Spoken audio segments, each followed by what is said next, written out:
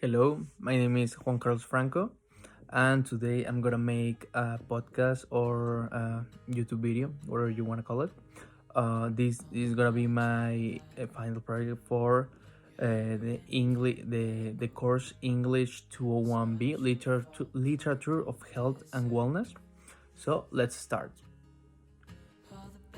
First thing first, in this video, I'm gonna talk about uh, some of the experiences I had as somebody who has been close to people that had their mental wellness is compromised. Um, some experiences about myself being in the hospital and my perspective as a relative of somebody that is in this hospital and as the patient.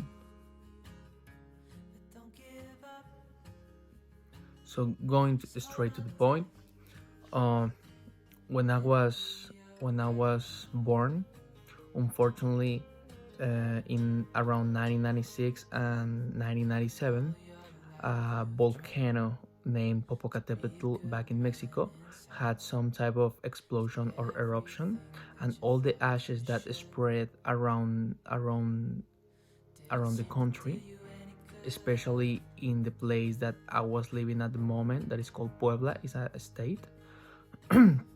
Affected a lot of newborns that came to the world, and unfortunately I was one of them. So since I was born, I had some respiratory problems, and a special disease that is called asthma. So I had that for like a few years until um, my family found many doctors. I traveled across the country in order to find a vaccine or special medicine. There was like a point of one time I went to this state that is called I'm sorry, it's not a state, it's a city. It's called Guerrero Negro, uh, where my grandfather took me to the hospital, and I was at that time like 6 7 years old, and that day in the hospital was probably the worst day in my life. And literally they gave me injections, 50, to be precise, 50 injections in each arm a day for a week. So that was terrible. That was probably the worst week in my life. I know I was pretty young, but still it was a really bad memory. But I'm saying this because that's the way uh, I see hospitals since I was really young. I didn't like them at all. I didn't feel like home. I didn't do anything, and I just didn't really like it because I feel like I was really traumatized by the fact that I just received so many injections in a week that I just wanted to get over with. So a few years later, actually last year, I had another accident. I tore my ACL while I was playing in down in Florida.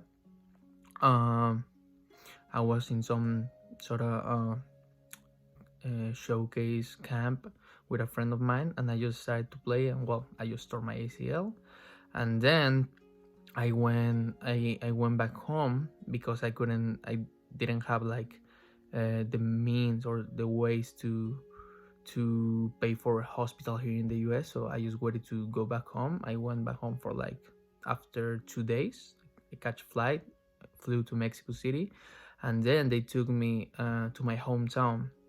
And then I found the doctor. That I went through surgery, and this is a place that I don't like since I was a kid because I was so traumatized. I mean, I'm a grown man now, and I believe I handled it really good afterwards. And while I was while the doctor was performing the surgery, I was awake because I asked him to make my body sleep from my hips to my feet. So I was completely awake. I was just talking to him. I knew my doctor since I was a child, so I was pretty cool. I was pretty cool with him. He was pretty cool with me. I was just talking to him. Everything was really cool. But as soon as they finished um, the surgery, I just start crying because I knew that I was in a place that it didn't feel like home. Even the food, like we all know that our grandmas or mothers are the best cooks for us. Like no matter who Gordon Ramsay is, no matter who the best chef in the world is, or grandmas and or mothers are the best. And my perspective as a patient uh, is that the hospital, it will never be a good place to stay, no matter what people no matter how a good service is. It will never be a good place to stay because it's not home, and it's not good if you are there now. So that was my perspective about being a patient. Now I'm gonna give you guys my perspective about being a relative or a close person to somebody that have their mental health is not as good. Uh, so during this course, I learned a lot about mental wellness, mental health. I really like. One of my favorite books was the one that is called "The Dumbbell and the Butterfly" by Bobby. I cannot remember his last name. Also, I really like Stitches. Like those are the my favorite books. Honestly, they opened my mind to everything that was happening. I just cannot imagine myself put in their position. Like Bobby was in a lockdown syndrome state that is just inimaginable. It's just like terrible for me to imagine myself in that situation. I could never, honestly. And the fact that he could actually um, talk with people through his left eye, I think it is totally amazing. I mean, a really big shout out for the person who came up with a new way for Bobby to start talking through his left eye with people. But I don't know, it's just like something really difficult for me to understand. So I have a little cousin. She is I believe 15, 16 years old. Her name is Valentina, and her mental wellness is I mean, I wouldn't describe her mental wellness as a bad one, but she doesn't have the best. And I mean, she's my little cousin. I love her.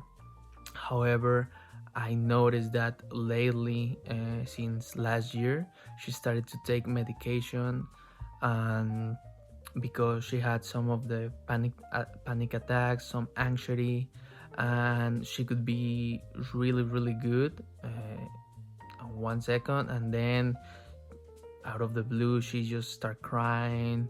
She just starts screaming, saying that she cannot handle herself, that she's really stressed, and she just cries out, and that makes me sad. Honestly, I just see that and I'm like, what is going on?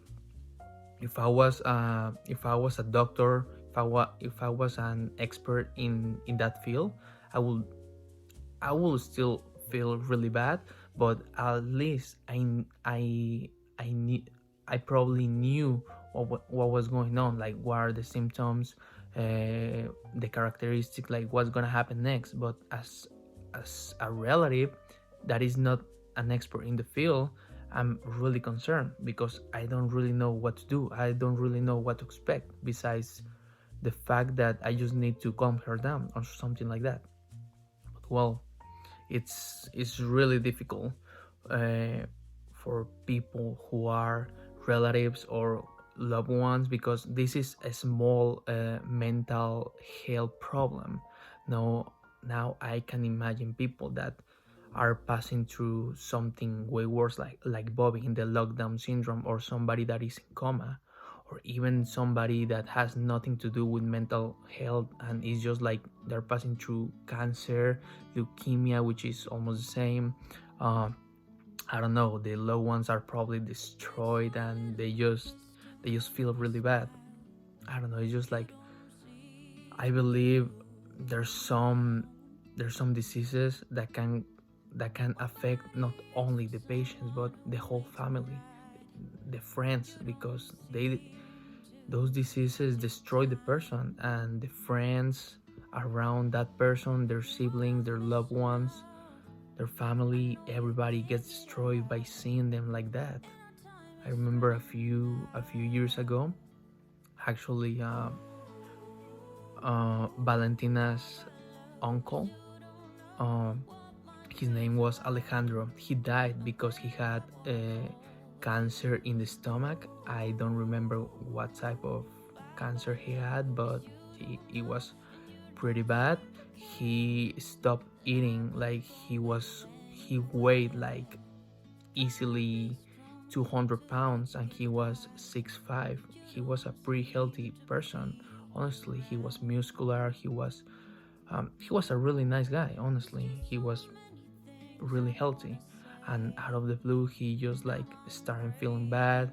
He went from 200 pounds to almost, probably a little bit more or a little bit less than 100, something like that.